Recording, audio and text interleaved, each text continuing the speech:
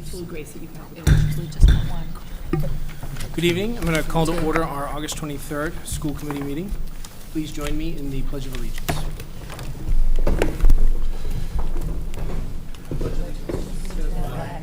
United States of America, and to the republic for which it stands, one nation, under God, indivisible, with liberty and justice for all. Thank you. Before we move on to the agenda, since our last meeting, we've lost 3 members of the Milton Public Schools community. Michael McHugh passed away earlier this month after a 15-month illness. Michael was a former student of Tucker Elementary School and was currently in 6th grade at Thayer Academy.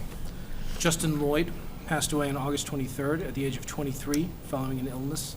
Justin was raised and educated in Milton and graduated with honors from Thayer Academy.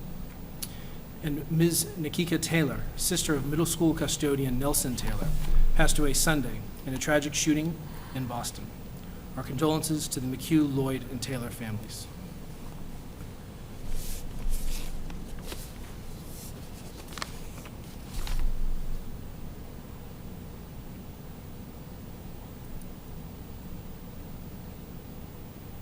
Thank you. All right, so changes to the evening's agenda. Under Chair's Report, I'm going to add a C, Committee and Meeting Operations, and I'm going to strike 8, the Strategic Planning Advisory Subcommittee Report. Are there any other additions or subtractions?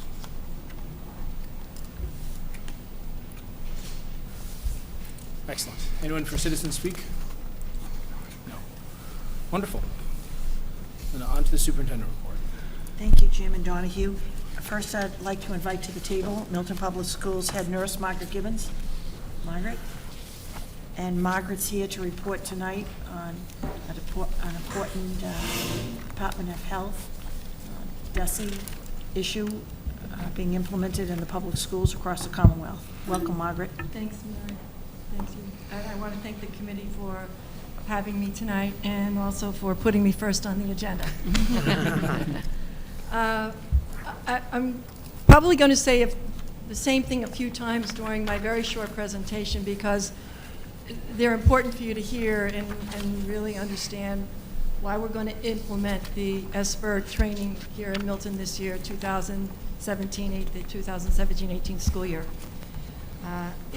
It became law in March of 2016, and other communities have already begun doing it. But we felt here in Milton that when we really needed to implement it, when the law said we needed to implement it, we were going to be well prepared and have everything in place for its implementation and have everybody on board.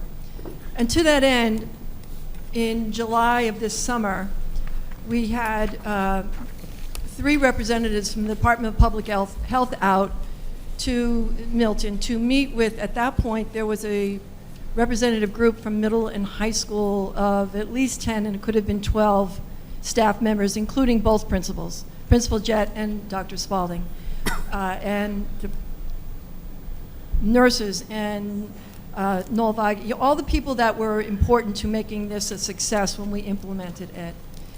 And we wanted to make sure that we had all the factors that we needed to know understood by all the constituents who were going to participate in this process, in this mandate.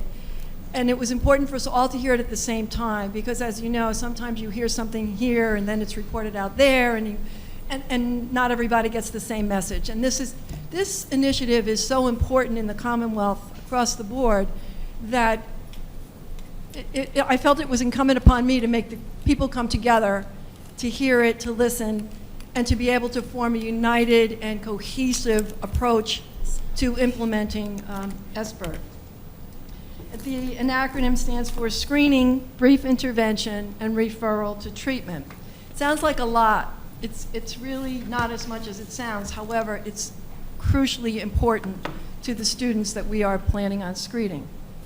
So, I'm sorry, I am not very good at this. I should have left it over there. It's a structured conversation and it's about prevention. And it's to identify the early risk factors for substance abuse in both middle and high school students. And what we've learned over the past year and a half, 2 years, even with our coalition group, is how important it is to identify middle schoolers as well as high schoolers. So with this in mind, and that is what they want us to do, we have had multiple conversations about what grades we would look at. SBIRT is not targeted screening, and by that I mean we're not just looking at a particular group of females or males or athletes or kids in music. We're looking at an entire grade so that there is a universal approach to the entire grade for screening. It's not a treatment program. We're not in the business of treating. We're in the business of identifying and supporting and referring if need be. This is not a train-the-trainer program where things can get lost along the way.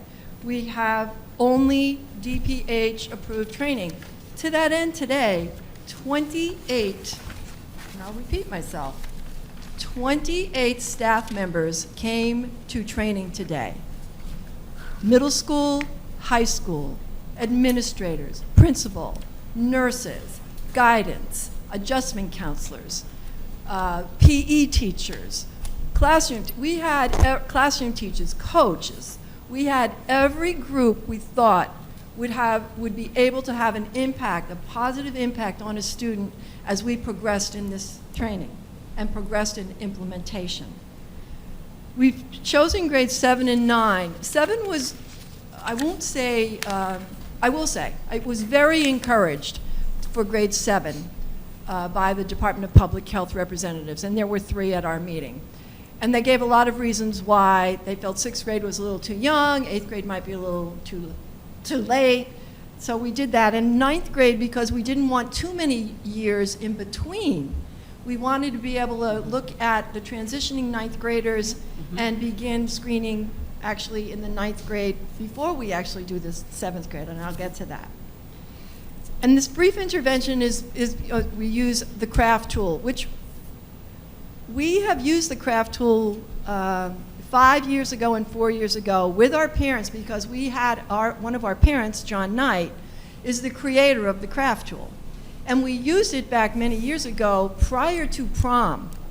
And we had parents and students looking at this years ago to become aware of getting in a car with someone who'd been drinking or all of these other issues. So we were familiar, those of us who had been around 5 years ago, 4 years ago, we were aware of this tool and how strong a tool it is in a very short tool. There's only 6 questions. What you can elicit in terms of information and how to respond. It's a great tool. And it's the one that DPH recommends and is encouraged by the Department of Public Health. And what CRAFT intervention and screening interview is based on motivational interviewing principles. A lot of words.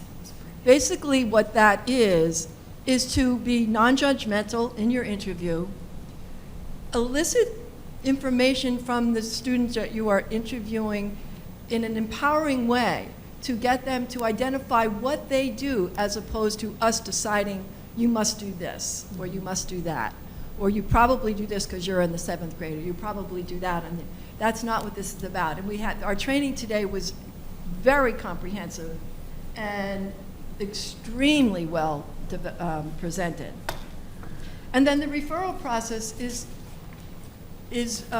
very rich in that we have so many in-house opportunities to have the students see someone else within our buildings, whether it's guidance, whether it's adjustment counselors, whether it is a coach that they feel comfortable talking to, whether it is a teacher. It's not in the terms of being as therapeutic as you're thinking of a treatment plan. It's therapeutic in terms of them having opportunities to continue the conversation of their behaviors and their choices. The law, as I said earlier, was signed in March 14, 2016, and its implementation is mandated as of this school year. It's a verbal screening tool. and it's used to identify, and substance use disorders is what DPH calls it. I call it recognizing choices kids make, and how to understand why they make them, and let them understand why they make some of them as well. And these are, as we said, 7th and 9th grade, and DPH has already agreed with our plan for this. What else they said today was that they have had no other district in the Commonwealth on its training, on its site training, and the training was 3 hours, that had so many participants across the board. Nowhere where they have trained has DPH seen the interest, the affirmative posturing of all the people in the room of this, we're going to make this work and we're going to do a good job on it because we care about our kids.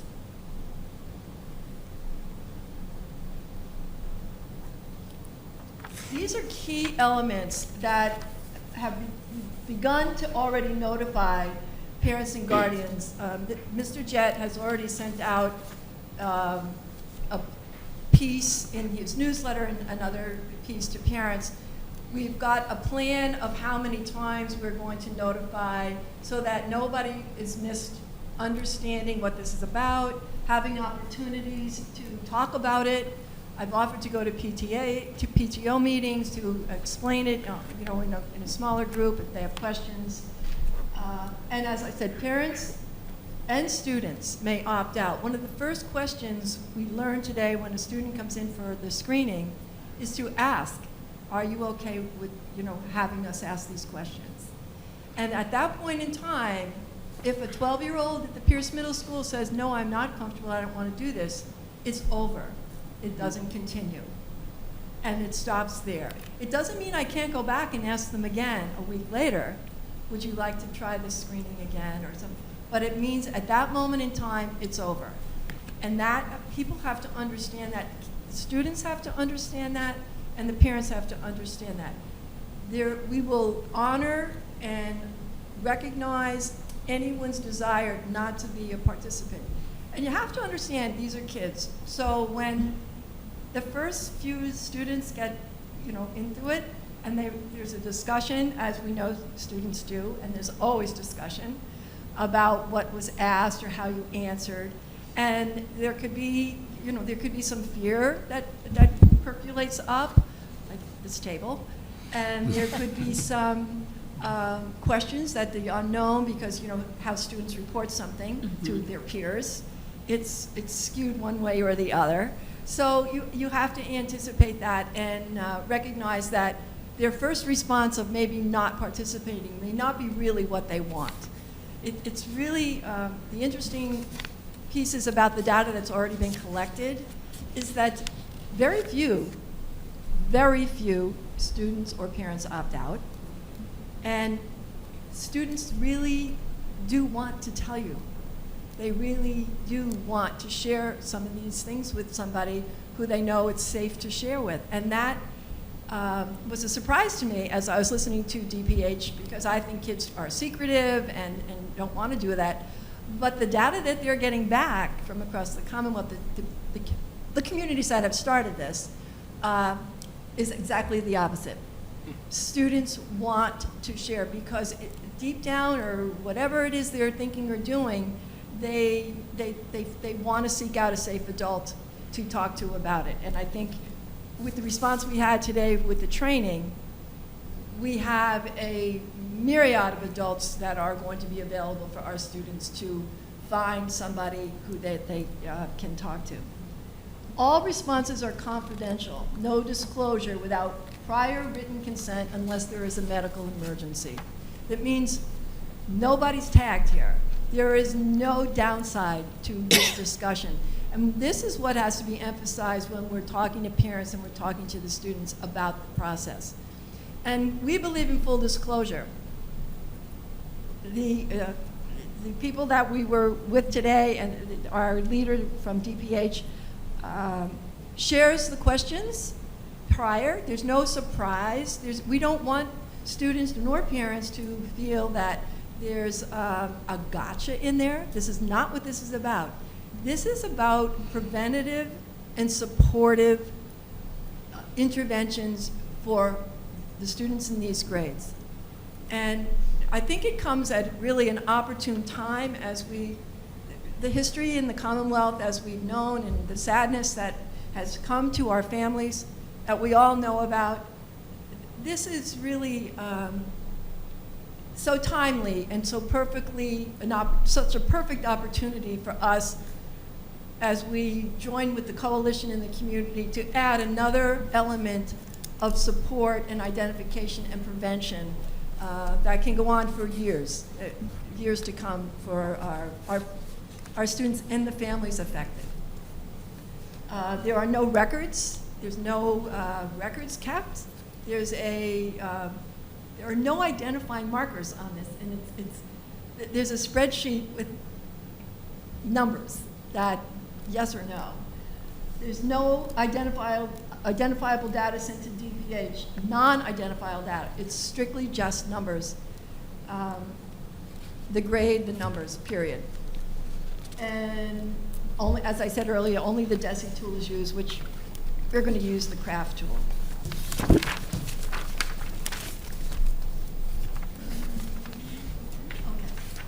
So we're going to make sure that parents and students are known multiple times prior to the time. In addition to that, we'll have other opportunities during advisory period to let kids know that it's coming. Not an overload, but just in terms of, making them, the more familiar they are, even with the word or the idea, the easier it's going to be to implement. I've already walked the building with Mr. Jett, and we found two dressing rooms that are empty and private and have no windows to look in at. So there's we're really stressing. I really want to be able to look a student in very closely and say, nobody can see you here having this conversation with me. And you're going to be out of here in about 4 or 5 minutes, and let's see what we can do. And we're going to have to do the same thing down at Pierce, but we'll find it. I'm confident that we'll find it because of the people involved who want to find it, who want to be part of doing this in the right way. And the other information, again, allow for the opting out. And again, I hope parents don't. And if they do, I hope they call and have a conversation about why they want to do that, because I'd like to talk to them about that. But if not, we honor that.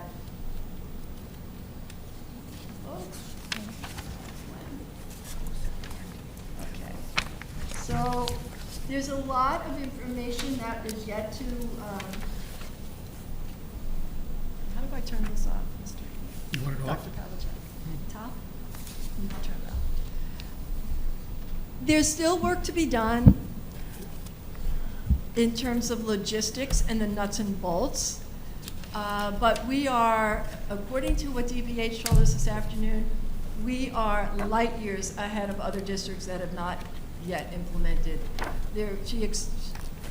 She talked to one person at a training, and 2 people from the district showed up, and they had no idea where they were going to begin. So we're on 2 ends of the spectrum. We're planning on doing the high school first because we think we can work out the kinks easier here and then bring it down to the middle school. Middle school kids have a longer transition time when they're there, so we thought the high school kids we could do easier. And then we could reflect on our practice and see if there were any changes we wanted to even do prior to going down to the Pierce, where you have younger students and you want to make sure that you do the right, do everything the right way. Not that we won't at the high school, but I think it's always good to reflect on what your goal is and have you reached it. And if you haven't, what can you do to get there? So, do I have any questions I can answer? Any of? Member White?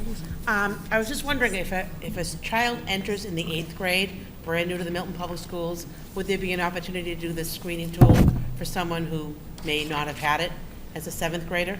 That's a great question, and we haven't looked at that. And that would be the same question you know, going forward, if someone came in the 9th grade next year and we haven't done it, or 10th grade and they haven't done it. And I will ask DPH if they have any, you know, if they ask you to do that. We've already reported for the year, so technically they're not considered in that grade. And we only have 90 days to report once our screenings are done in the building. So we wouldn't be able to add them, but we would be able to know that for our own internal knowledge. So maybe they'll say, that's a good idea to do on your own. Member Rowe? So just for the viewing audience, do you have a ballpark of how many kids are in 7th and how many kids are in 9th, just estimated? And then, I don't know if you spoke to this, but I'm assuming, I was wondering if, like you said, when you get the results after you've, you know, after you've screened each grade level, would this also be intel that you would share with the Milton Substance Abuse Coalition, like, because it's feedback from, you know, the kids at those current ages, like, about this issue? I asked that question today, the second part of your question. I asked that today of the trainer, and she was going to check on that. Whether you could. Whether Okay, I could, okay. right. Okay. I It's just felt it was like, because the initial survey that was done, both the parent one and the student one seemed to be very helpful and advantageous for them as a place to start, and this is just, again, another set of intel that they can draw upon. Correct. So, yeah. Yeah, and she said she would ask and get back to me on that. In terms of the numbers in the 7th and the 9th grade, a guesstimate, because we haven't finished enrolling everybody yet, would probably, you know, 330 at the Pierce, 340, and then in the 9th grade, I think it's a little over 350, through around 350. Yeah. So we were saying we were using the number of 700 kids to be screened. Okay. And if it's less than that, great. If it's more than that, we'll manage whatever the numbers are. And you know what? The numbers change on a weekly basis. Right, of course, On a weekly yeah. basis. Yeah. Okay. Yep.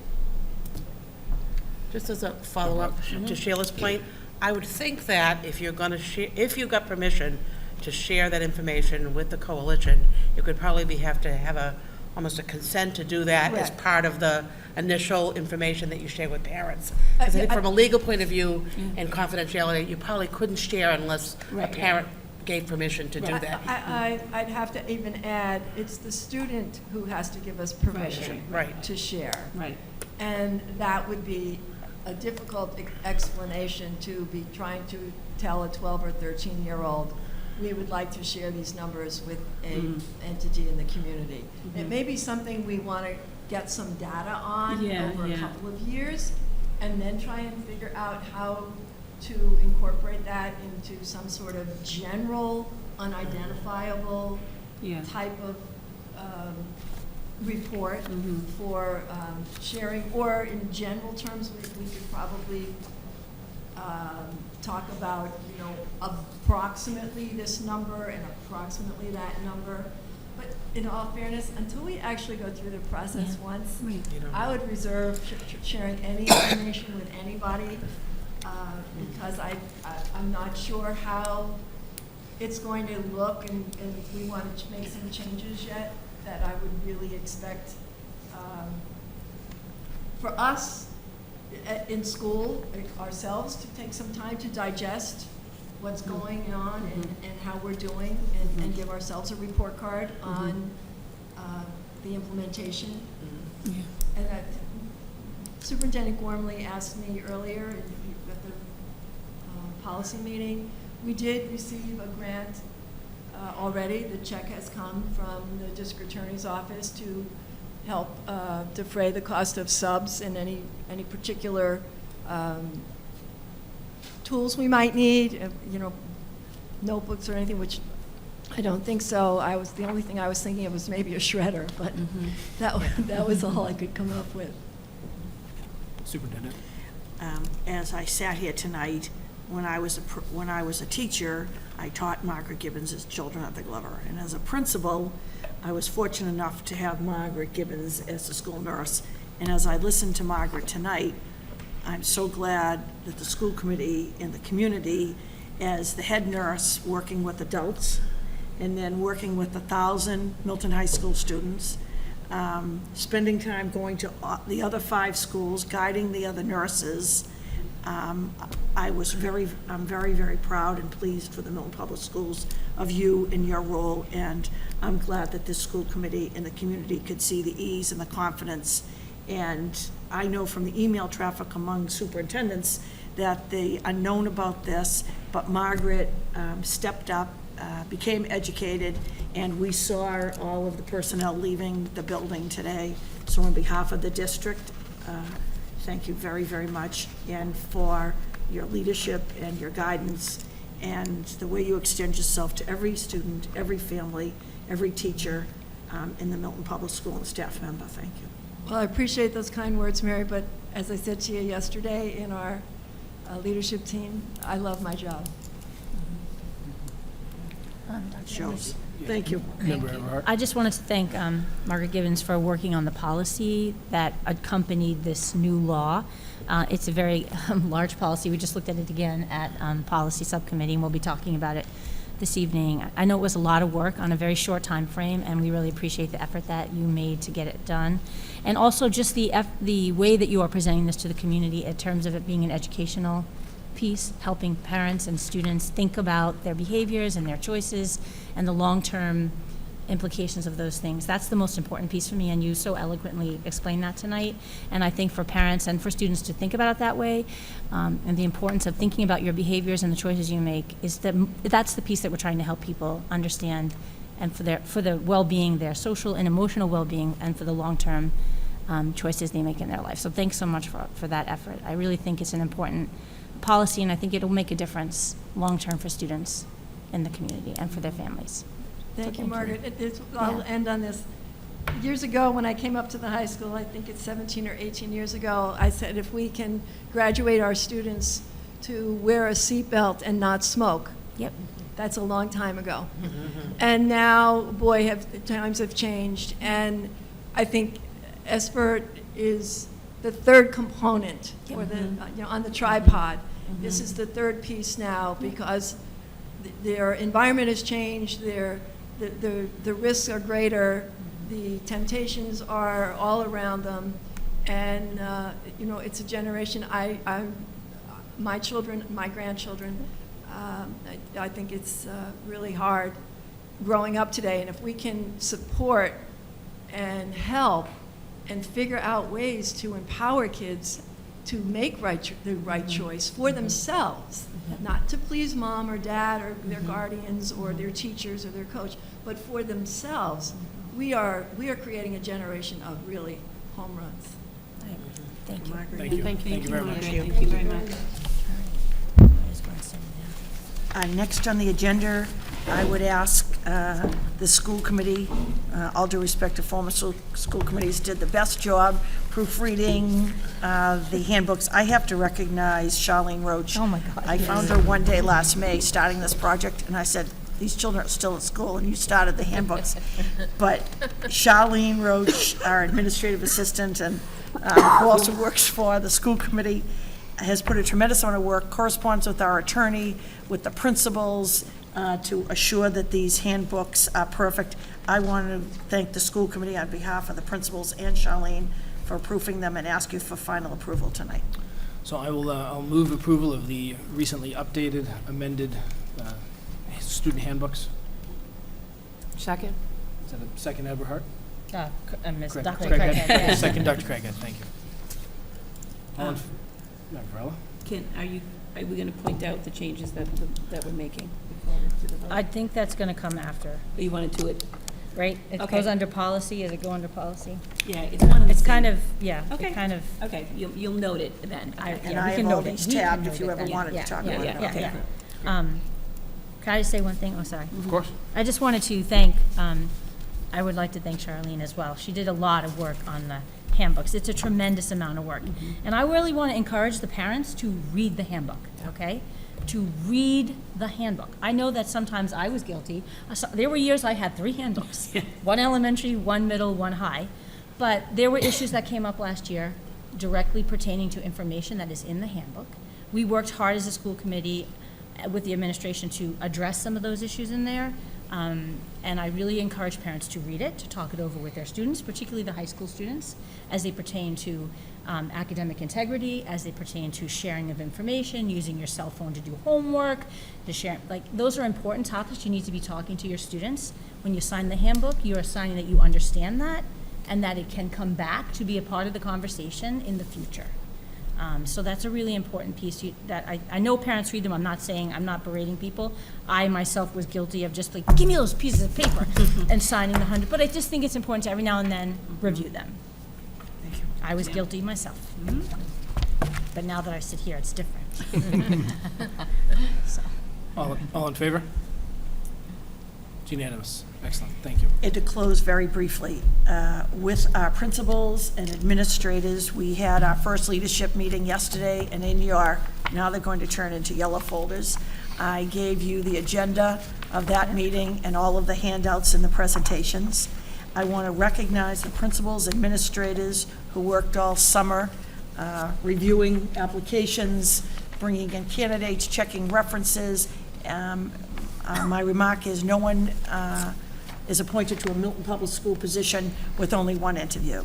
And so to the custodians, the maintenance department, Bill Ritchie, Bob Mayhew, Glenn Pavlicek, I think any school committee member could, just walking into this building, be able to do this part of the presentation for families and the community. These custodians and maintenance employees treat these buildings like their own home. And every inch has been cleaned and polished, and they worked around 1,000 children at Milton High School with all of our summer options, and they will be working to the night before the students come in. And Glenn Pavlicek and Janet Sheehan are right on the line with them, and there are questions every day and furniture moved, and they're all in preparation for the first day of school. On behalf of the district, I can't thank them enough. So this week, I have to recognize Janet Sheehan. I don't have to, but I'm going to, who did an outstanding job leading our administrative team in the hiring. And an employee said to Janet, one of our new teachers, I've never seen such a professional new teacher orientation. And Janet was so proud, and I said, how many orientations has that person been to, Janet? But the feedback was phenomenal. I want to recognize Ken Quigley. We have a formal mentoring program that you must have through the Department of Education. And they go off-site with their mentors. The mentors are trained. They apply. As I always say to the new teachers, they're not buying second homes with the small stipend, but it's competitive. And I've seen administrators, one of the first criteria on their application is that they were a mentor in the Milton Public Schools. So they are trained, and then with the new teachers, they spend a whole day at Curry off-site. We had a whole day here with all of the benefits, and Glenn and Janet and Margaret Gibbons on behalf of the union, and Barbara Pakanitis on their pay, salary, benefits. They spend another whole day. Today, they spent the whole day on technology, the new parent portal, the new way to communicate with parents, Grade Quick. Jack Richmond, Sergeant Jack Richmond from the Milton Police, did a safety and security session with them. And then Dr. Karen Spalding, Kerry Devon, and Janet Sheehan did an evaluation session with them, getting them ready for the evaluation tool. And so this week, I've put in your yellow folders an agenda for the 2 weeks. If somebody says, what's happening next Monday, we look at the wall and say, there's the agenda. And so leading till next Monday morning, you'll be represented. Dr. Donahue has agreed to bring greetings from the school committee and the greater community to the 500 employees, custodians, food service employees, paraprofessionals. And then I'll bring greetings, Margaret Gibbons from the union. We've scheduled our attorney, Paige Tobin, to inform our staff members of their legal responsibilities when they deal with the most important gifts that parents have. and all the legal responsibilities and obligations that go with the positions that they hold. And then we have had a speaker work with our administrators over the last 2 years on transgender issues. And so then I realized at the beginning of the summer, I said, well, that's great that our 50 administrators are well-trained and they understand all the issues, the sensitivities that have to be implemented, and legally all the issues, but what about the teachers and the lunch employees and the secretaries? So the expert in the state, Jeff Parati, has agreed to come to our kickoff session and do a presentation. They'll then have lunch and go back and work with their principals and department heads. And then day 2 is a professional development day where we'll start our planning for our next NEASC visit at Milton High School. Dr. Spalding has work from the Anti-Defamation League, sharing that happened over the summer, professional development. The elementary staff, from the specialists to the special ed teachers, are all involved in a full day. From the publisher, Ms. Varela, is coming in on the new literacy program. So they have a Janet Sheehan-led teams in the last 2 weeks, so those new literacy materials are in the hands of the teachers to start looking at. So we're ready, I think you can tell, we're ready to go, and everything has been planned out to a T. I would ask the viewing public, I put out an email blast last week. I'll put out another email blast, and I'm not going to go over this tonight, but every fact that you could possibly ever want to know about transportation, and we have to stop right now and give Glenn Pavlicek a big round of applause. Glenn Pavlicek is recreating the routes and working with Jane Barrett, the new Director of Transportation. The badges have been mailed. I know on Facebook that was a big issue. They have been mailed. The estimated times, the drivers are doing the routes, so the estimated times of pickup and drop-off will be published in my email blast. The Times is referring to the site. They have helped us a tremendous amount. Everything you want to know about the food service program, and if your family might be eligible for free and reduced lunch, will be in the email blast. Was last week, is in the upcoming. Community schools, there are deadlines, but there are waiting lists. Everything you want to know about the before and after school program. Everything you want to know about the applied music lesson program in the email blast last week and this coming one. Everything you need to know about athletics at Milton High School in my past email blast, in the one on Thursday and Friday.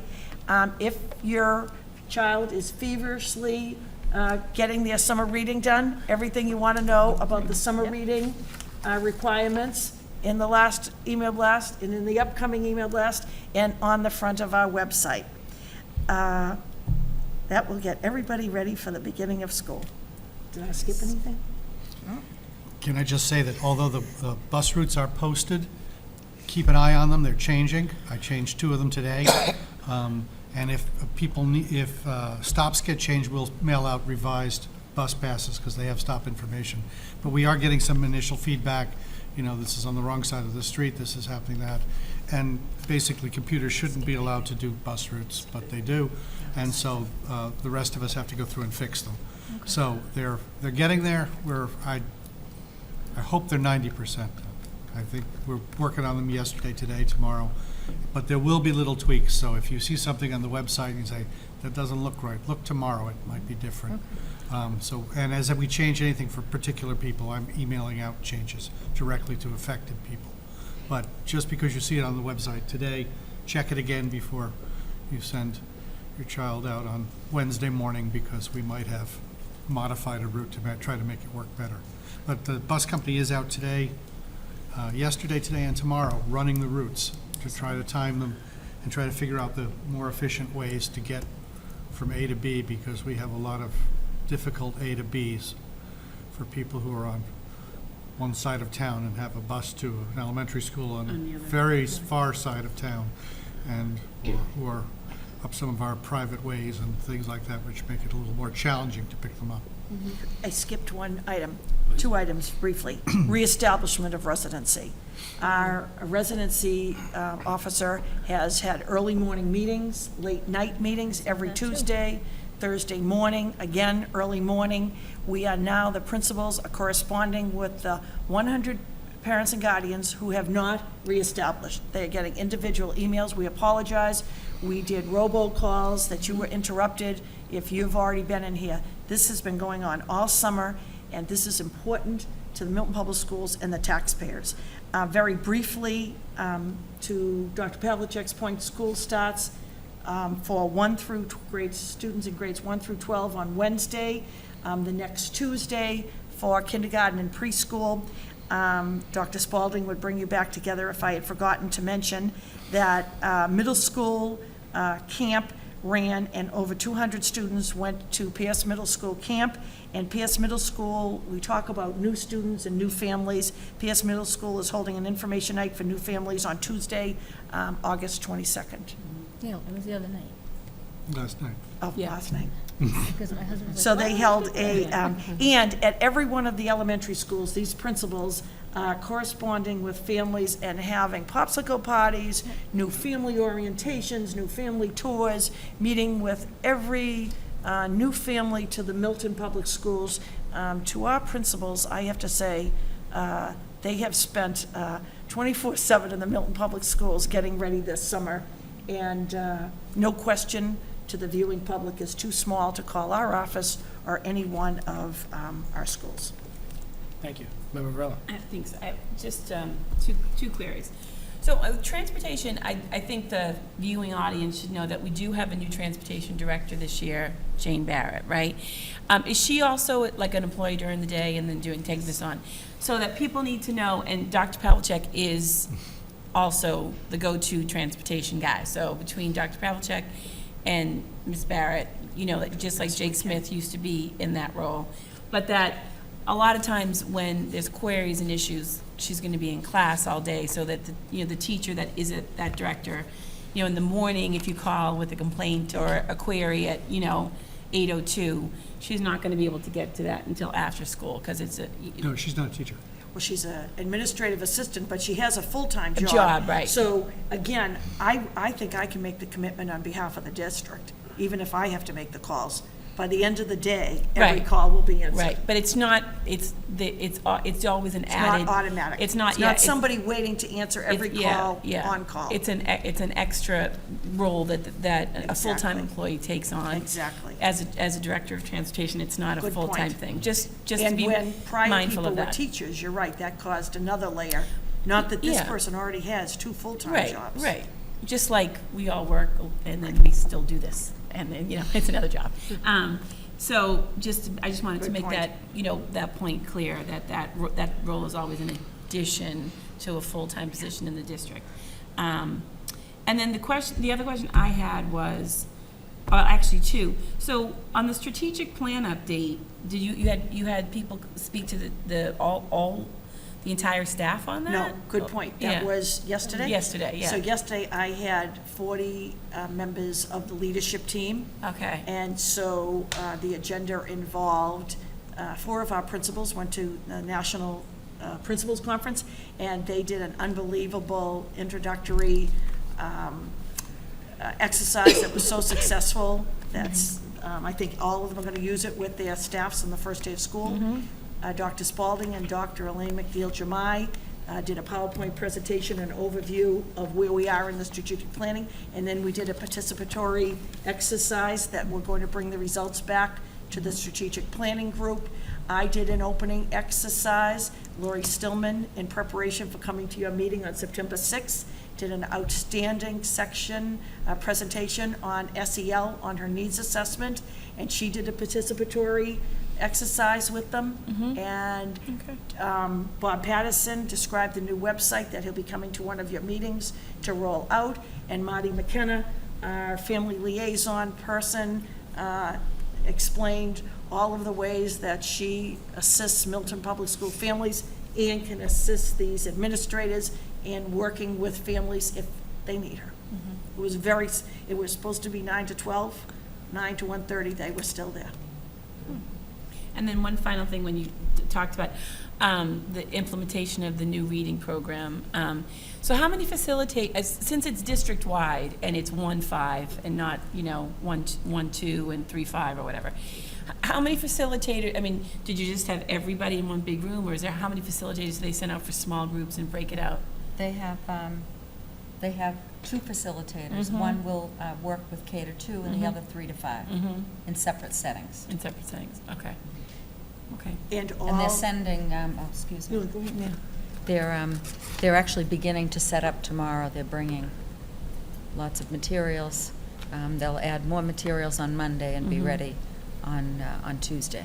And is that, and will that be ongoing, this be in the first year, like ongoing with PD, like, like this will cover the beginning of the year and then moving on and all So that? if Yeah. Assistant Superintendent Sheehan can answer this even better than I can, but I have committed to the elementary staff that this is our priority. So the new literacy program is not going to fight for the time against other initiatives.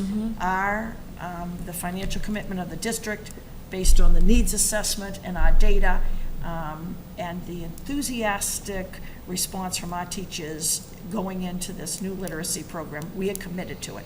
So our half-days, our principals meetings, anytime, our common planning time that happens every week Right, right, as a right. result of prior budgets is going to be committed to the successful implementation of this literacy Yeah, program. I just, just Reach for because, reading. because it's what I do. I mean, these K-5 programs are massive. I mean, they're massive. It's not teachers like are an hungry SE for and a it. TC. I mean, it is, there's so many manipulatives and, and I just feel, I mean, I work on them and I acquire rights for them, and even me breaking it down, I'm like, okay, well, what has this done?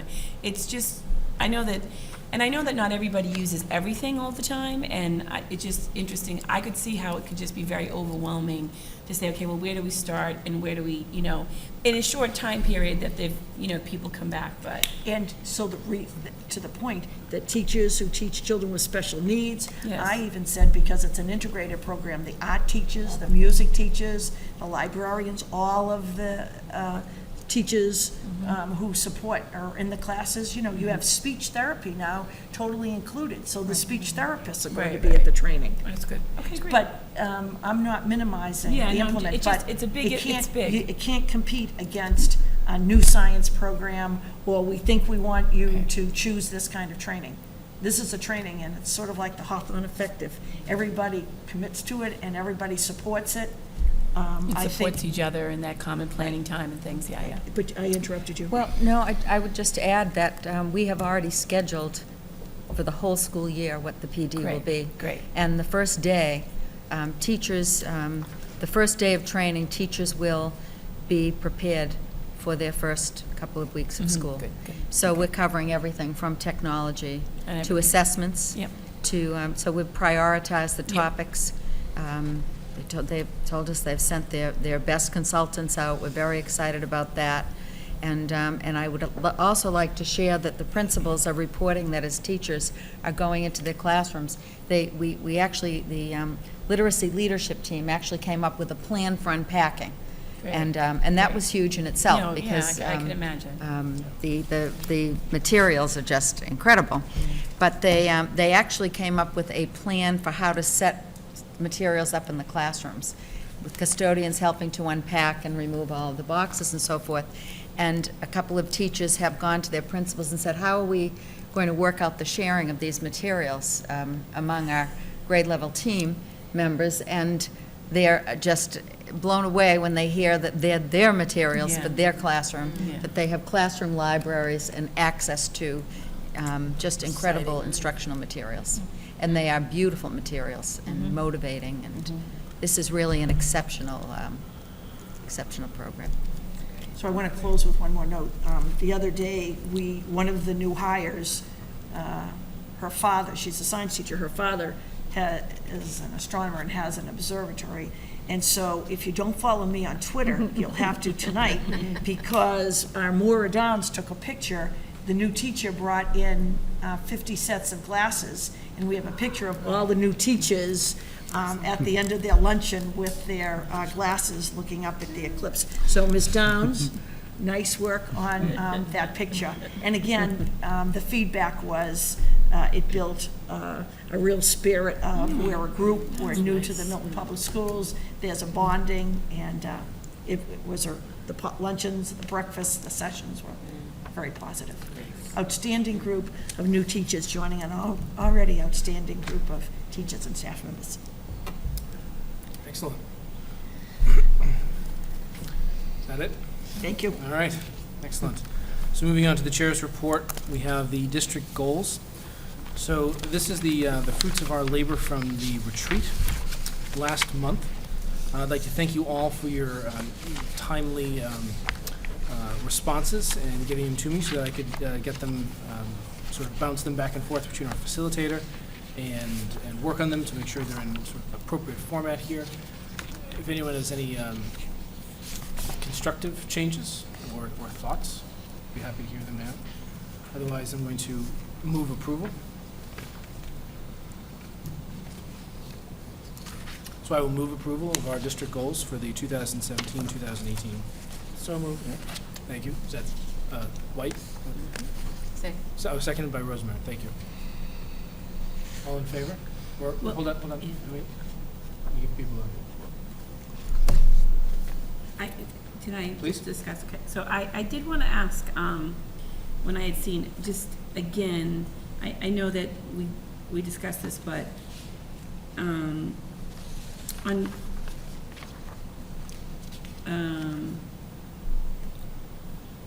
goals 3 and 4, right? Well, actually, I guess I have questions on 2B, 3, and 4. Okay. So I just was wondering, what is the metric going to be on, I mean, I know this is something, but continue to develop and utilize differentiated instruction practices to increase the rigor of the Milton High School honors and college prep levels by 2018. I thought that was actually more, well, because my question I thought was more about the college prep levels and not the honors. Okay. Because I felt as though the feedback that I feel we've been getting is that sometimes the honors is very challenging, especially at the 9th and 10th grade levels, and that the drop down to college prep, it's too big a drop. Like if someone decides that the pacing of the honors level is too high, and so in saying increasing the rigor, where we kind of had talked about I felt maybe making that differentiated instruction and rigor in the college prep levels, I don't know if the word is, So I think that, increase. if I might, Yeah. Please. I'll meet with the department heads Yeah, and come up with what the matrix is and how they want to do some baseline data yeah, and work Yeah, on that. because, you know, as I was putting these together, that one stuck out to me too, because, Yeah. you know, it's a goal that we have developed based not necessarily on hard data that has been Right. inputted to us. Right. So it stands alone in that sense. So I think that's an excellent idea. Mm-hmm. You know, if we really want to sort of make this you know, an ongoing multi-year Mm-hmm. beyond this superintendent cycle issue, Mm-hmm. I think you need to look at acquiring an initial set of data and measuring where you are and whether our perception is reality, and then moving from there. Yeah. So, all right, well, that would be great, and again, I don't think that we need to increase the rigor in honors, okay. college prep. I mean, I don't know if anyone else wants to speak to that, but, I mean, and Mary, Superintendent Gormley, you can speak to the department heads, whatever, but the issue seems to be, you know, the rigor in college prep, especially in those 2 years, so you know, I mean, so I I'll just, report I out just on it. queried on that, and then for goals 3 and goals 4, you know, I know that that's something that we want to, you know, a goal to, but do you feel that, I mean, 5% is, I think, not too much to ask on Yeah. extracurricular, but 10% again, increase overall percentage of faculty of color by 10% by the commencement of of basically the 2018, 2019 school year. I mean, do you think that, I'm just saying, I don't, we can go for a goal of that, but again. I think it's every group that we work with, it's important. And so I had a discussion with the principals, and, and I applaud the principals and Janet Sheehan that this is important. One principal brought up to me that we have faculty. Do we want to, and it's come out when I work with CDM, about have a similar goal for the whole population, all of the employees. So one principal said that we might even have subcategories under that.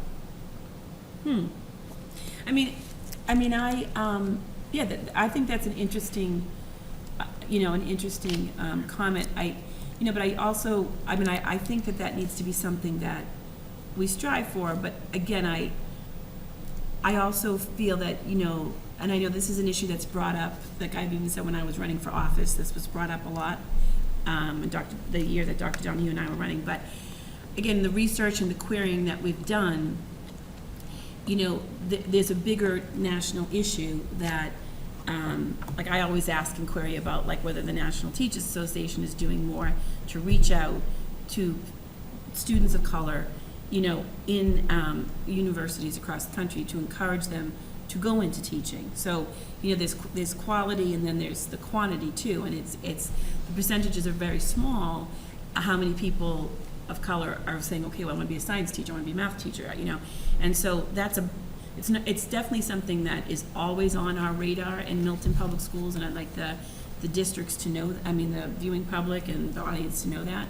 But there's a bigger issue that I hope that more efforts are going to be made on a national level to encourage more students, of color to go into education as a career choice, so that this would not be something that we would even have to worry about whether or not we could meet that metric by that year. So I just want people to be aware of that,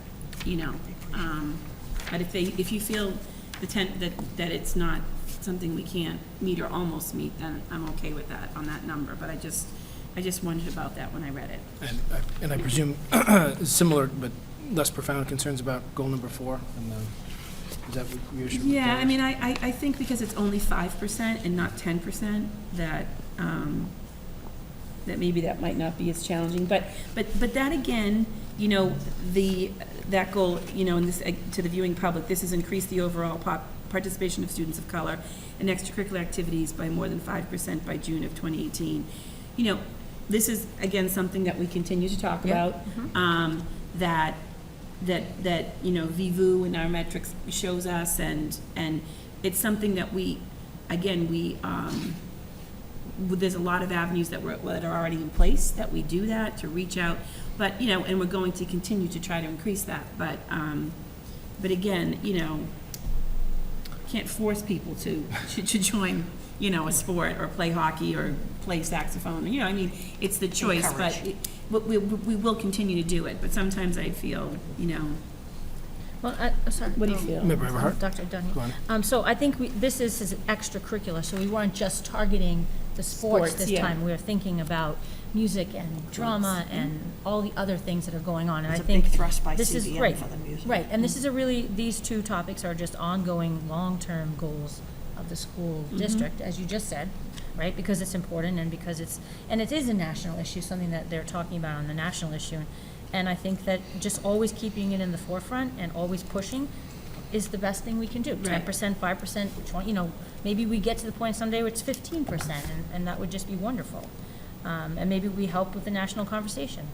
Start with our own students and think about futures in education. Right. When they leave Milton Public Schools and they go off I and agree. study, to think long-term about that for themselves as well.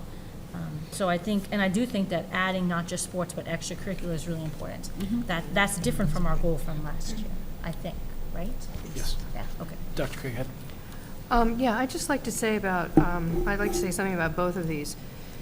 Right now, the percentage of faculty of color that we have is somewhere between 8 and 9%. Is that correct? So 8. So this is raising it by 2% overall, rather than our goal last year of all new hires, 15% would be new employees of color. So I think it is a reachable goal. Okay, I agree with what Ms. Everhart said about the fact that we need to keep this at the forefront. We need to have a goal of it for this, so that we don't sort of let it drop off the radar.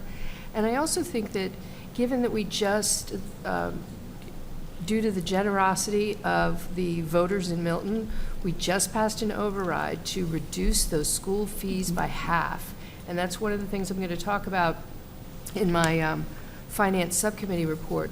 So I think this is a really good goal to have here, not by, just to see whether the overall participation levels go up, and then whether various subgroups are more interested, can join, that it's more financially feasible.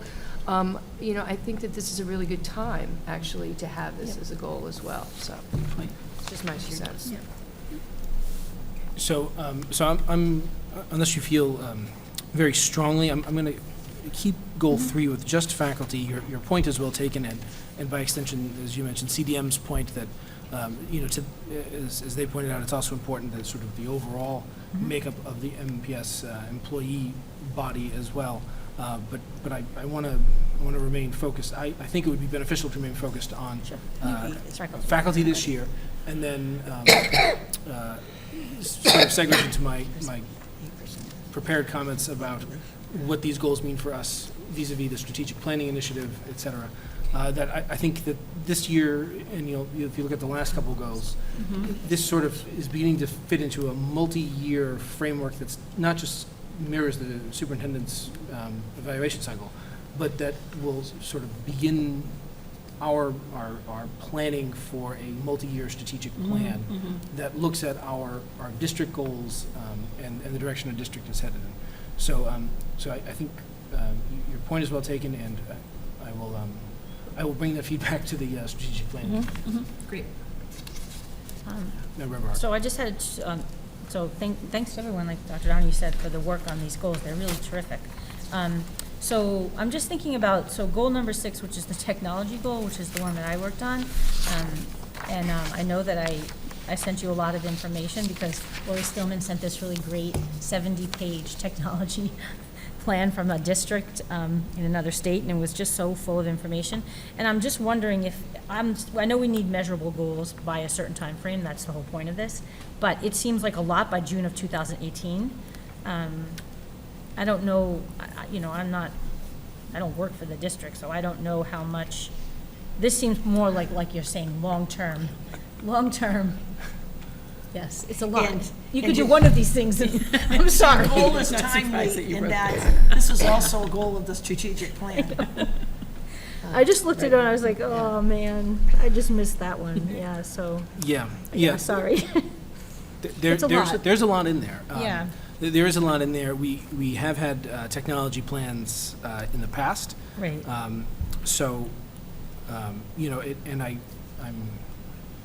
If you would like to extend that time frame, I think that's reasonable. Right. And we can also, as I said, when we evaluate the superintendent, measure progress versus the enormity of these goals that we have set. Because I remember that we were at the strategic planning meeting, and Assistant Superintendent Sheehan said that, for instance, in terms of the technology proficiency for grade levels, I know that there are things already in place, or there are standards that we are already measuring. I just think one of the conversations we had at strategic planning was sort of collating all the information and making it more available to the different people that are looking for it. And so I know that, like, for instance, that's something you're already talking about. It's just not part of some bigger plan. So I just didn't know if you thought it was on June 2018 was not realistic. Should we just leave it? Yeah, can I just say, and you do also say, begin to okay, implement. Yeah. You know what, I just wanted to go back, I thought we had to increase the staff 10% on top of what we already had. That's why I was like, oh, that's a lot. So, I mean, same thing, begin. All right, I'll focus on begin. But it doesn't all have to be done by June of 2018. Okay, that's fine, all right. And Sorry. this is good news. We're incorporating these into my presentation to all the staff on Monday. Just great. Excellent. All right, good. All right, so the goals were moved. Yep. And I believe I had a second. You did. Did I have a second? So, all in favor? Unanimous? Excellent. Thank you. All right, revised school committee calendar for 2017-2018. We had 2 outstanding dates. The first was the 20th, which earlier the superintendent reminded me in writing. One of the dates that I had suggested, the 13th, represents a conflict for planned programming. So I'm going to suggest, and this is my fault, I said the 28th. I intended that to be Wednesday, the 27th. So I'm going to move that we move our scheduled September 20th meeting to Wednesday, September 27th, and the November 1st meeting to Wednesday, November 8th. So that's the 27th, not the 28th, as it 27th. And the November one is the 8th. Correct. So effectively, they're both 1 week later. Okay. Do I have a second? Second. All right, excellent. All in favor? Unanimous. Wonderful. All right, so committee and meeting operations. So as you will recall, one of our self-imposed goals for that we came up with during the retreat was facilitating the meetings and making sure that we move things along in a timely fashion. 1, and 2, making sure that the left hand is in fact knowing what the right hand is doing, and we have regular scheduled reporting. So beginning with our next agenda, to further those goals, I'm going to start putting time suggestions in the agenda so that people have some benchmarks. We'll see how that works. If we need to move on to other mechanisms from there, we will. I'm also going to start talking with the superintendent about reviewing the presentations and the expectation for presentation length, and making sure that our expectations that presentations will be 15 minutes or less is communicated to those presenting to us. And in terms of regularly reporting, I'm going to go through the schedule that we just approved. I'm going to, in the far right column, or even a fourth column, I'm going to start to pencil in subcommittee and board report dates. So people have they know when they are expected to report. So, or whether it's monthly or twice a month, or in the case of finance, every meeting. People have that expectation. Yes. So Member Warren. one of the things we just discussed, a policy we were discussing about how we have minutes for all of our subcommittees, and then we vote on them, and once we vote on them, then they can be distributed or to the rest of the committee. And so we decided that whoever's taking the minutes for that subcommittee, the committee would vote on them, then we would send them to Charlene, and then they would be distributed to the entire committee on a regular basis. Excellent. So that everyone can have, so they'll come to you through email, and you just have to, know that they're coming and that pay attention to them if you're looking for specific, besides the reporting out, Good. more detailed information about the minutes. Because we have a lot of finance subcommittee meeting minutes, we have a lot of policy committee meetings, we have health and wellness, and so we should just have them readily available. And then Charlene will have them for public record as well. Good. And I think that will help facilitate the reporting out. It'll give people sort of a structure about, what went on. And, Okay, and, great. All right, Excellent. thank you. All right, so moving on to the finance subcommittee. All right, I'm on. We met yesterday morning, bright and early, 7:15, because we are dedicated individuals. Thank you, everyone, for showing up. First thing we did was approve September 13th as the day when the budget could be ready, but now that's moot because we're doing it on September 27th. But in any case, Term paper next. the FY18 budget, not yet ready, simply because of some coding. Tell me if I'm getting this wrong. Some coding that DESE, the Department of Elementary and Secondary Education, is requiring recoding of various employee codes that Glenn and his staff are having to go in and redo, and it's very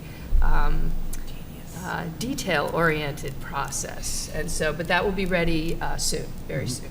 Okay, so we talked about that for a bit. The major amount of time was spent, though, on school fee comparisons, and we looked at a set of data that Assistant Superintendent Pavlicek provided for us that showed athletic fees that where Milton stood basically relative to all other school districts in Massachusetts. And it was eye-opening with the fact that our athletic fees and all extracurricular fees have been cut in half. But with our athletic fees at $150 now per sport, we are right in the mix with so many schools, and we are lower than quite a number as well. There are some districts that have zero, that's true, but there are also districts that have many hundreds of dollars, 400 or 500 to participate. So I think we're right in the mix there. My concern is that the family cap at $750 still leaves us in the high range relative to other school districts. And so I think that's something that, you know, I personally would like to keep an eye on for families who have multiple kids who want to play multiple sports or whatever it might be, that $750 still might be a lot for them over the course of a year to keep all their kids in extracurricular activities. Something else that jumped out, because this schedule didn't just have extracurricular activities fees on it, but it broke down bus fees as well for every district in Massachusetts. And some districts charge nothing for bus, and quite a number of them. So it really stood out that even at our now reduced rate of $275 versus $375, and I signed the warrant yesterday that was giving all the reimbursements to all of those people who ponied up their $375 and got $100 back. That check must feel good. So, but even with the reduced rate of $275, frankly, it still looks high when you look at all of the districts and you just go page after page after page. But Assistant Superintendent Pavlicek pointed out a very good question, and that is whether those school districts are only busing students that they have to because they live more than 2 miles away from the school. So we're going to do some investigation about that, find out whether those zeros really are from, just do a spot check for comparable sized districts to ours, and see if those zeros are just from school districts who are not providing the option that we provide of students being able to take the bus even if they only live like 4 blocks away from school, and some do, apparently. So, so that's something that we're going to look at. But it was a really eye-opening comparison. It showed us that, I think that, it showed me that the override was a wonderful thing just for those two particular areas, to be able to reduce those bus fees and to be able to reduce the athletic and extracurricular activities fees, and that depending on what your family's needs are, we still might have a ways to go as well. Elaine, can I ask a question on that? When you just said that some districts were like 400 a sport, like what we used to be 300, but that their cap was still lower than our, so were they in those areas, like if you were paying 400 a sport, I mean, was the family cap still lower than what ours was, or were there? There were caps at 900, at 1,500. There were caps in the the thousands. But but there weren't that many of them. Those were like spot checked places. The caps, even with like a sport at 200, the cap would cap out at maybe like 600 at certain places. So that our cap still looked kind of high to me in that range, and that was a little odd to me, given that we're at 150 to 750. But yeah, but it, obviously, it looks much better now, and that's a great thing. So, thank you, Milton. Okay. Thank you. Thank you, Elaine. Member Rosemary. So I know we cut the athletic fees in half, as you were saying. So did we change our cap Yes. from last year? What was it before? 1,500 and now it's 750. Wow. Yeah.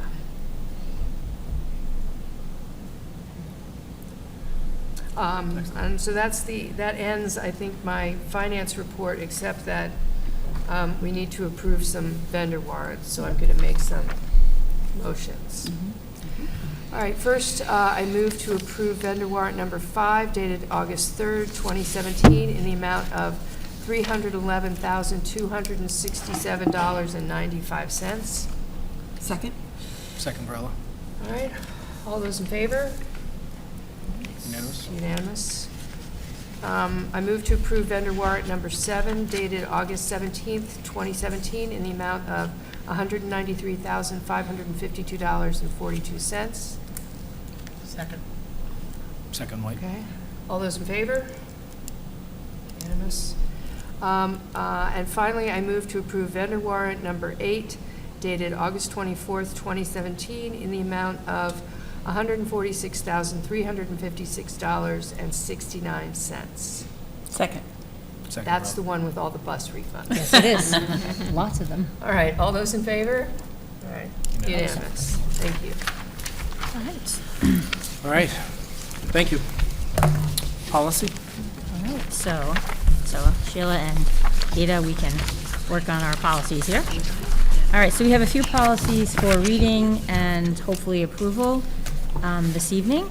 And we will start with the directory information policy, which is listed JRB in your packet. You will see 2 policies. One is just the policy that we had the last time, and you'll see what changes were made after discussion. And then the clean copy with no red or blue lettering.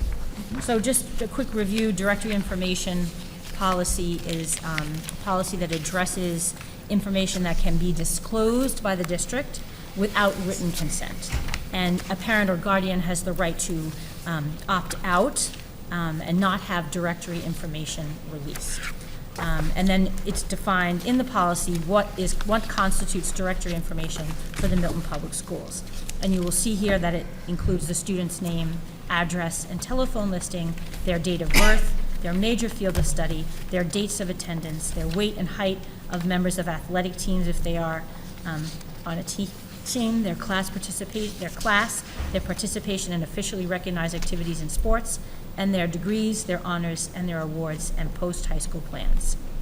And then we specified that directory information does not include your immigration or citizen status, your passport information, your visa information, your social security number, your place of birth, or your primary language. And then the last part of the policy just is directly from the law about access of third parties, those parties that might request directory information. And then the final section is just timeline of notification. So families are notified each September that they can opt out of the release of the directory information. It's at the back of the handbooks. And that this notification shall be made available to families in their primary language. So this just clarifies our directory information policy, and it's in compliance with the Family Education Rights and Privacy Act of federal law. Dr. Craig? I just have a quick question. I think this looks great. Given that email address was struck from directory information that was going to be included, Yes. why was it not included in the does not include? I don't know. That's a good question. Okay, just wondering. I think there was some discussion about it, and we were advised by the attorney not to include it as part of directory information, something that we just give out without permission. We Right. could certainly put that in the bottom part. Does anyone else have any I thought have no about that? objection to it. Ada? Yeah, I am trying to remember what the conversation was about it, but, yeah. I recall that Assistant Superintendent Pavlicek said that there were, it was separate from, information that would be generally available. You know, that you could look up. You know, if you Googled Margaret Everhart, you found my address, my phone number, but that you wouldn't necessarily be able to find Yeah, your email. my email address. Right. That would be readily available. But the expert has now returned to the floor.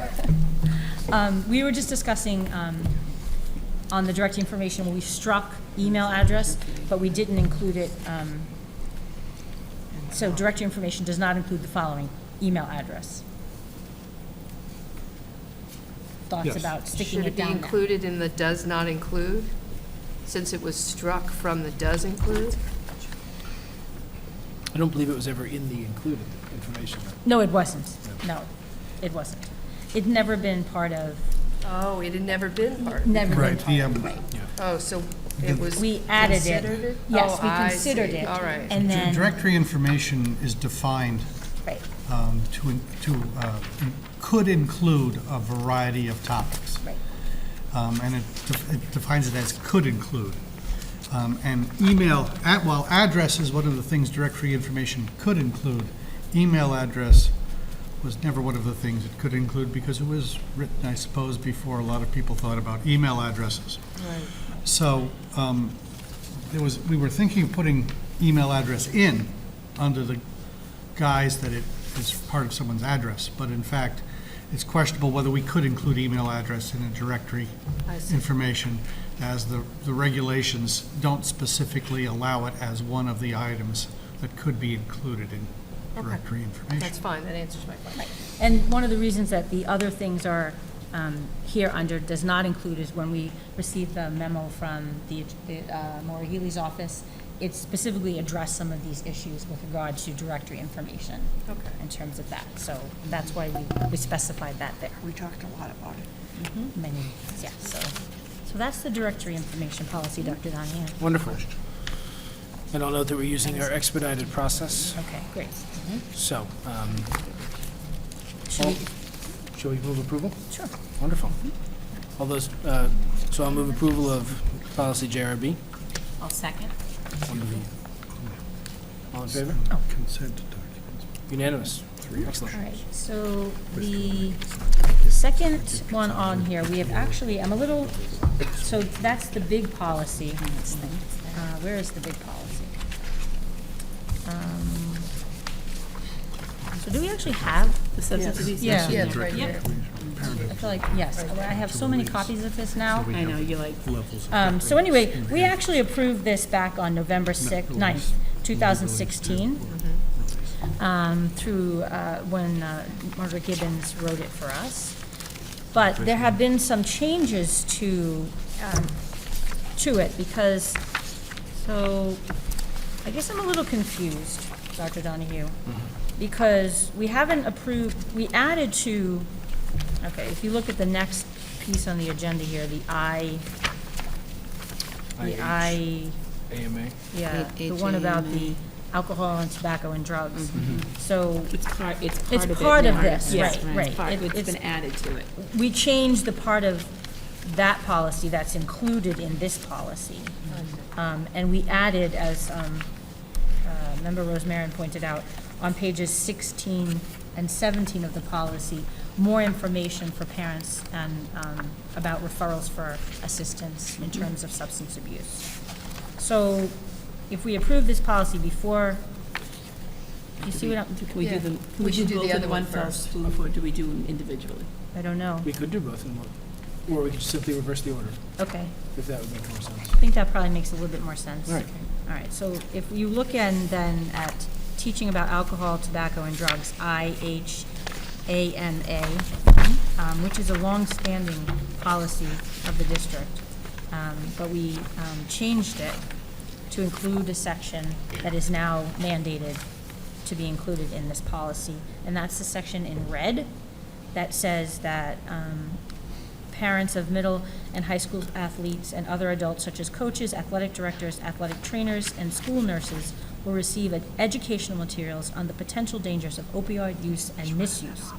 The educational materials shall also be distributed in written form to all students participating in an extracurricular athletic activity prior to the commencement of their athletic seasons.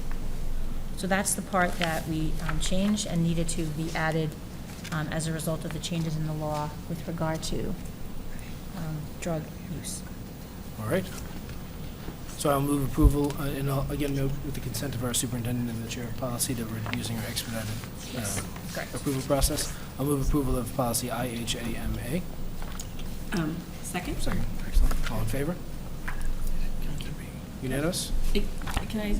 Please. Just because I don't know if we've been using all the formal notations of the IAHMA, but it's teaching about alcohol, tobacco, and drugs, just for the viewing Oh, audience. okay, Yeah. that's the actual name of the policy. That's the actual name of the policy. Sorry about that, yes. Instead of IAMA, just so people know. And then, so the next policy is the policy that we referenced earlier when Margaret Gibbons was here, the JICI, which is a Substance Use Prevention, Deterrence, and Intervention Plan Policy. This is the large policy that she worked on. We did an initial approval on November 9th of 2016, and the changes that we made were to address what we just approved in the teaching about alcohol, tobacco, and drugs, which you can find on page 40, well, it's actually in the back of the manual, page too. 20. It's on page 20 in the manual, I mean, in the policy, sorry. And then again, like I said, on pages 16 and 20, 16 and 17, we added those references, referrals for help. Those are the only substantial changes to this policy, which was approved back in the fall of last year. All right, so again, I'll note that we're using our expedited approval process with the consent of the superintendent and the chair of the policy subcommittee. So I'll move approval of policy JICI. Second? All right, all in favor? Unanimous, thank you. And then the last item on the policy section report here is our immigration resolution.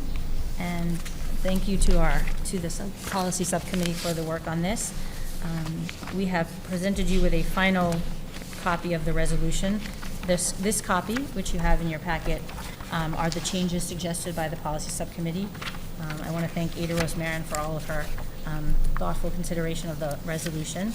And then you can see the clean copy next to the changes that we made. And what Member Rose-Marin did was she took out the things that were really more procedure than policy and cleaned up the resolution so that it is not a procedural resolution, but a resolution about policy with regard to the name of this is called Milton Public School Committee Resolution Affirming the Provision of Safe, Welcoming, and Inclusive Schools for all students without regard to race, religion, national origin, or immigration status. All right, Member Varela. please. I just wanted to say that, we had school parent, both the diversity, I believe the diversity committee, the townwide diversity committee, which I sat in the end of one of their policies and was queried about whether the school committee would have a policy, a statement, and then also Laura Kessler, sorry, I just blanked out last name. Parent and also attorney and school advocate come and present about this issue as well. And I just wanted to say that between our consult with our attorney, reviewing what other districts that we're in our same sort of caliber of size and district protocol that we analyze a lot, we decided that the policy committee decided that putting together a resolution and then also the changes to the school directory that Chair of Policy Everhart just mentioned, prevents, we feel as a district, like this resolution statement, effective safeguard for, all of the issues that she mentioned, with regard to race, religion, national origin, or immigration status for students in our district. So, just want to make aware that we have a formal resolution and then all of the things that we voted on in our directory information policy, we feel, as a school committee, if we vote on these tonight, ensures, like I say, that sort of safe haven and safety of our students on those issues. Just want to put that out there. Thank you. And thank you to the policy subcommittee in general. These are turbulent waters to navigate, and kudos to you for doing it well. So, thank you. And yes, I just had a question, right. and this is more to Mary. How do you communicate this to staff? I'm just thinking, in the Dedham Public Schools, I don't know if our teachers in my building even know about this issue and are informed about this issue, because so many times the administrators know, but maybe the faculty doesn't know. I'm just wondering, is there a format for you to communicate to everybody? That's interesting you asked that, because in the finance subcommittee, policy subcommittee prior, I said that the work that the policy subcommittee and the school committee put into this, I think it's very important for this community to understand this resolution. You don't often do resolutions. This has been a topic that was thoughtfully thought out, as the chairman said, through turbulent waters. So I'll put it in and highlight it in my email blast under the school committee news. Then I'll give it to every principal, and I'll ask them to share it with their staff. You should know, though, during the last year, Member Eberhardt mentioned notices that we would get from the Attorney General's office. The principals were constantly involved in administrative assistance in all of the policies and procedures that came forward, and contacting the superintendent's office. So, but your point is well taken. When I talked about the transgender issues, that's wonderful if a group of 40 of us know, or a group of 6 of us know, but what's important is all 500 Milton Public School employees. So I will share this with the principals and ask them to share it at their initial meeting on Monday. Great. And I think that they'll be proud to work and teach in a district that has a school committee that has a resolution on this topic. I know they will. So thank you again. I will I'll move approval of this resolution. Second? Second, Rosemary. All in favor? Unanimous. Thank you very much. Thank you.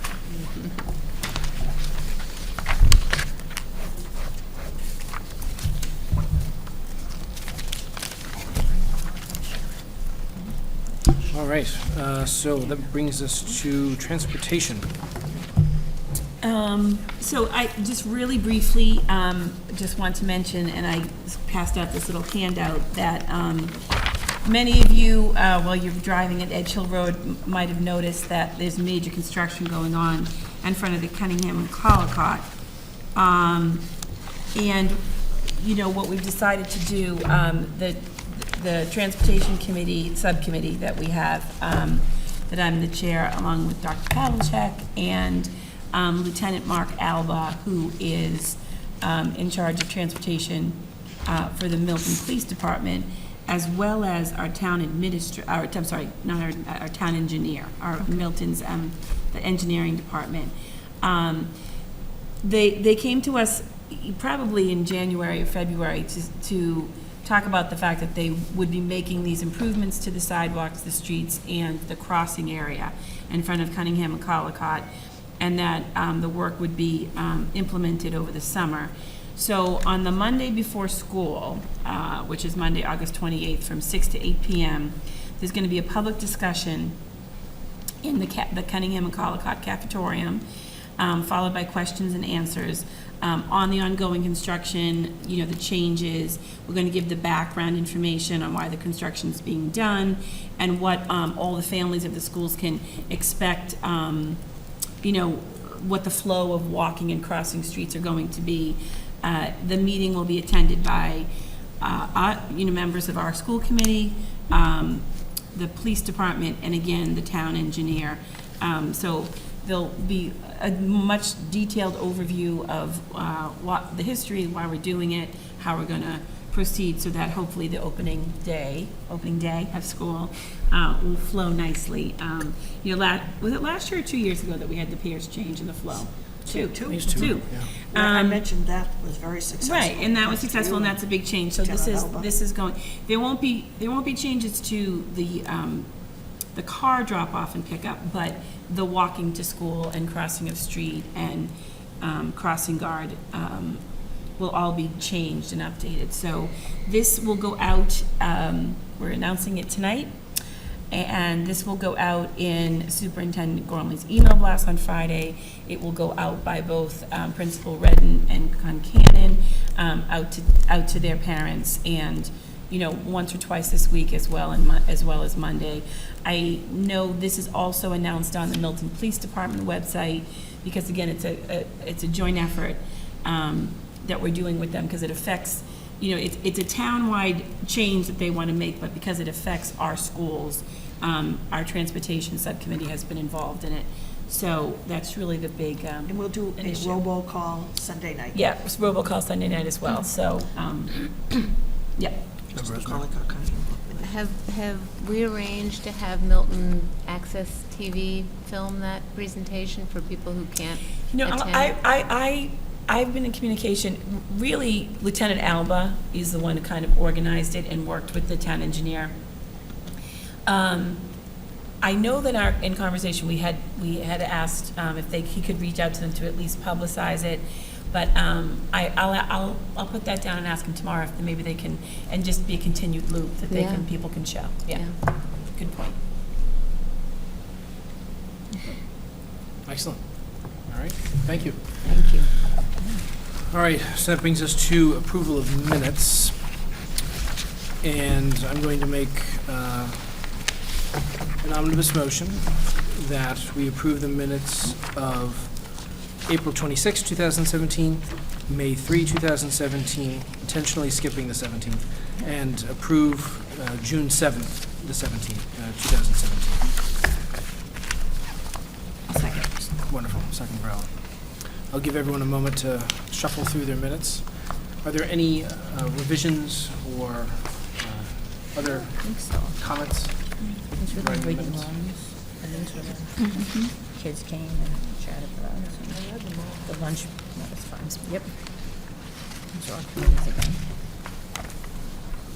Oh my God, seemed like a lifetime ago. All right. So hearing none, all in favor of approval of the minutes? That's unanimous. Thank you. And now I will move approval of minutes May 17, 2017. Second. Second, Varela. Any edits or comments? Wonderful. All right, so I will move approval of the May 17th minutes. All in favor? That's 5, opposed 0, and abstained Donahue. Thank you. 501 Donahue. Thank you. Old business? None? No one here for citizens speak. Next meeting agenda items. SEL. SEL. Good. All right, and if anything comes up between now and then, Okay.